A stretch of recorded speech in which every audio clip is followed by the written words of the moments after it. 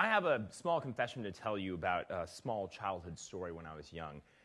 One of the scariest stories I remember hearing was actually about a bear. This bear was really, really interested in, almost like it had a drug-like desire for honey. And this little bear, unfortunately, wherever he would go, he would meet an empty pot of honey. And in fact, this little bear, it saddened me to this very day because really it taught me a really deep concept about something known as scarcity. And Winnie the Pooh was the perfect example for that. Now, what exactly is scarcity? Scarcity is when we have goals that are not met by our resources. Now, this concept is everywhere around us, right? We hear about scarcity in oil. We hear about scarcity in the environment. We hear about scarcity in Sitka, Alaska, even sometimes. I remember reading about not having enough cruise ships, if that was the case. But this concept is so powerful that fear of scarcity actually is what explains some part of our economy. Now, right now, corporations have more profit than they've ever had in a number of years. And yet, at the same time, there's very high unemployment. Corporations are afraid of deploying their capital because they're really actually afraid of making their money scarce. Scarcity is such a powerful concept that our economy is not being kickstarted because we're afraid, literally afraid of something that we might miss.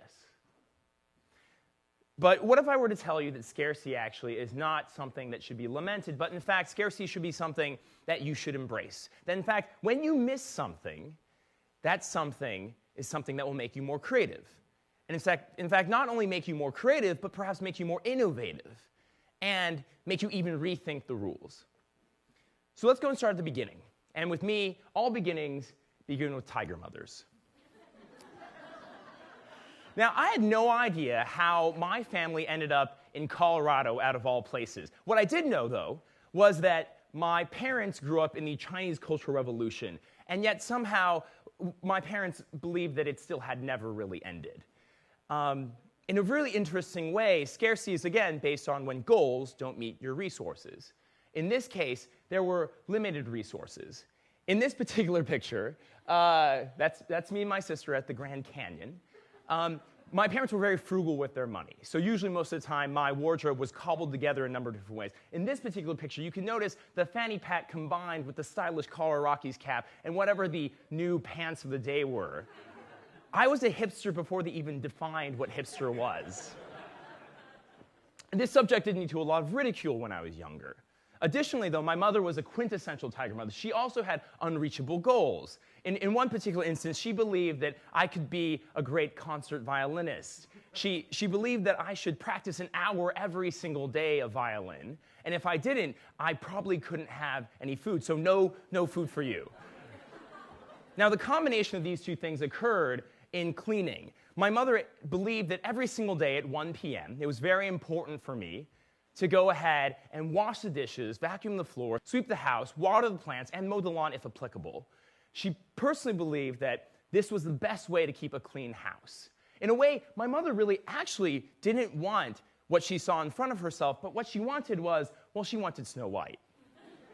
She really wanted someone who was impoverished but could sing really well and also at the same time cook and clean. And it was amazing. But the problem was, I wasn't Snow White.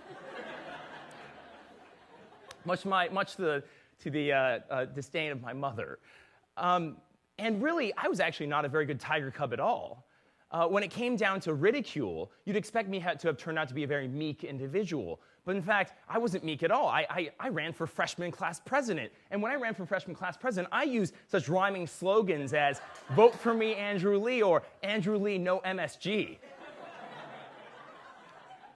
And when it came down to questions about music, well, my mother would tell me, she'd say, "Go practice violin." I'd go to my room, and I'd shut my door, and I'd pull out my violin cassette, and I would play violin and proceed to also read a comic book at the same time. Now, when it came to cleaning, the combination of those two, of both unreachable goals and limited resources, I realized that I actually could just arrange things in right angles. And if you arrange things in right angles, you create the perception of cleanliness. The interesting thing about this is that if my mother's watching this, this is not going to turn out well. But the interesting thing about this is, again, scarce resources create creativity. I was able to become innovative and also be creative in a time when I had very limited resources and had unreachable goals. Now, this was the perfect type of training for me becoming an entrepreneur. Now, for those of you who haven't started startups or don't know how to start startups, I suggest that you try not to take this journey into scarcity.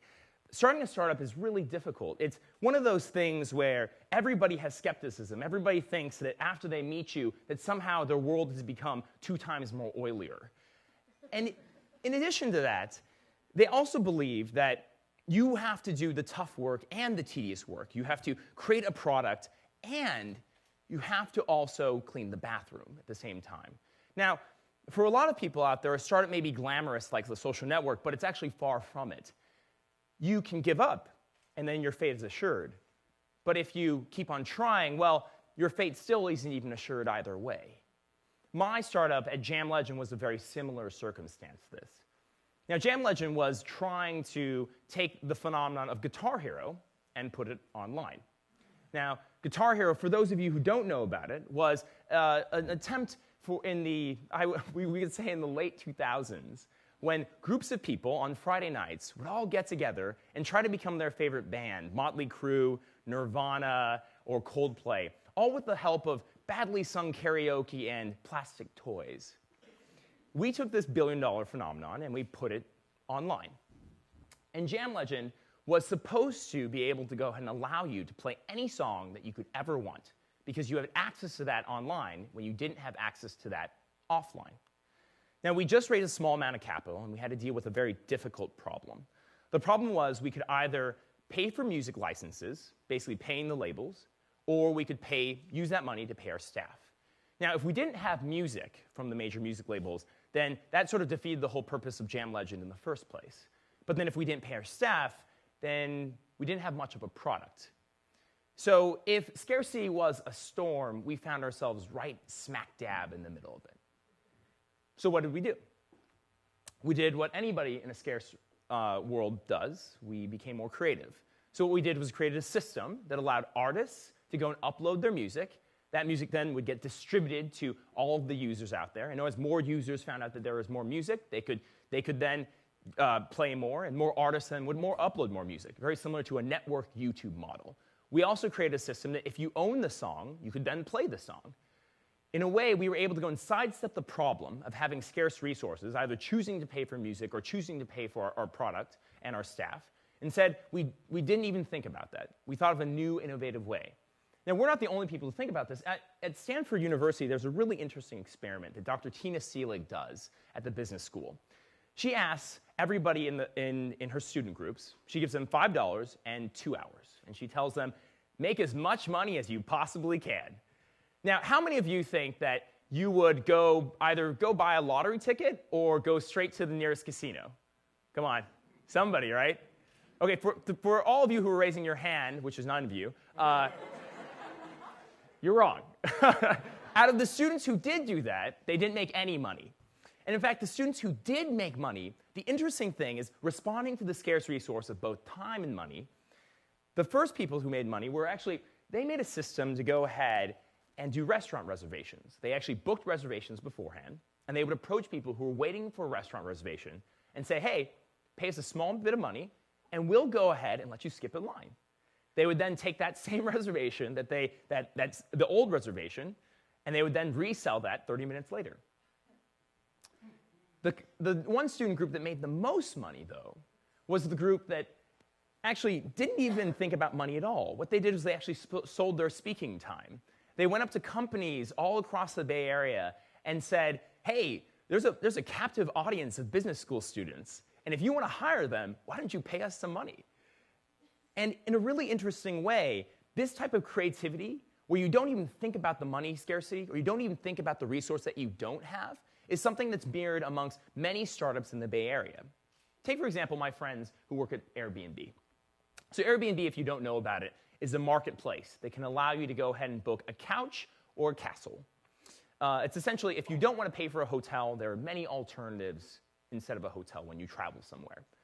Now, it was started by two design guys, and they realized that when you move to San Francisco, there's exorbitantly high amounts of rent there. And for some odd reason, they couldn't pay for it. Being art students, somehow that happens quite a lot. Now, what they did find, however, was that they had a resource, an asset that was underutilized, and that was their couch. So they did what anybody in San Francisco would do. They allowed a bunch of people who were coming in for a design event to go and sleep on their couch. It turns out that this company now makes millions upon millions of dollars based on this one understanding, this one scarce resource. Now, you don't have to go ahead and have a tiger mother or start a startup in order to be able to feel scarcity. In fact, all you have to do is go ahead and be like any of those Fortune 500 companies out there. Find yourself with scarce resources. More than half of them actually come from the world of the recession or a downturn. And some of those companies actually will do one thing, which is kind of cool. Out of that Fortune 500, some of them actually will make games. So out of all you people out there, if you want to feel some scarcity right now, all you have to do is play FarmVille, you have to play Angry Birds, or you can play Super Mario Brothers. The trick is, here's the secret.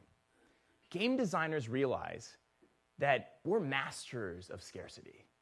When you play any game, whether it's one that you play not digitally or one that you play on the board, it's the ability to be able to harness that scarcity that keeps on making you go. And that's the reason why more than 101 million people play these games. For us, we see scarcity as an opportunity. We see scarcity as a way to tap into something more deeper than anything that we've ever experienced that's fundamentally human. Now, the question is, what is, from tiger mothers to startups to games, the connection between these three has made me realize that scarcity is actually a necessary condition for innovation. Much like when Steve Jobs tells you that death is the greatest change agent, scarcity is its close cousin. It's something that's so deeply ingrained in us. When we look at early human beings, the perspective is that those created tools that they would make was a response to scarcity. And that response to scarcity is deeply, deeply human. If you see in the TED Talk by Dan Gilbert, he talks about a psychological immune system that we have. That no matter what circumstance we find ourselves in, one that's either really great or really poor, either way, we'll adjust to it. So if you combine those two things together, the power of scarcity and creativity, combined with our psychological immune system, it's something that's fundamentally human. And yet we find ourselves in a world where all we care about is more abundant resources, where we're afraid of scarcity, where we don't find a lot of people relocating themselves to small-town Alaska in order to find more creative selves. And that's interesting. What is fundamental about scarcity? Well, when we're scarce, we tend to focus more. We're limited by our resources. For any startup out there, they realize that if you have 6 months of money left in the bank, you're likely going to die. And if you're going to die, you'll focus. But deeper than that, and any college student who has a pending deadline will tell you the same thing. But more deeper than that is actually a second and probably much more important part, which is it allows us to go ahead and rethink our presuppositions. Think of it this way. Picture yourself blind. Or don't picture yourself blind. When you can't see, all you think about is not about how you can't see, but what you do think about is that you can hear. You think about the context around you. You think not about the resource that you don't have, but rather about the resources that you have in abundance. And by having those resources in abundance, that allows you to rethink the problem at hand. As Henry Ford once said, if he had behaved like the rest of his competitors, well, he would just made a faster horse.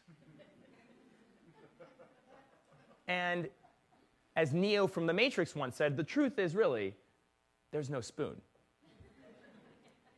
Fundamentally, scarcity is one of those conditions that we should never, ever be afraid to go ahead and embrace.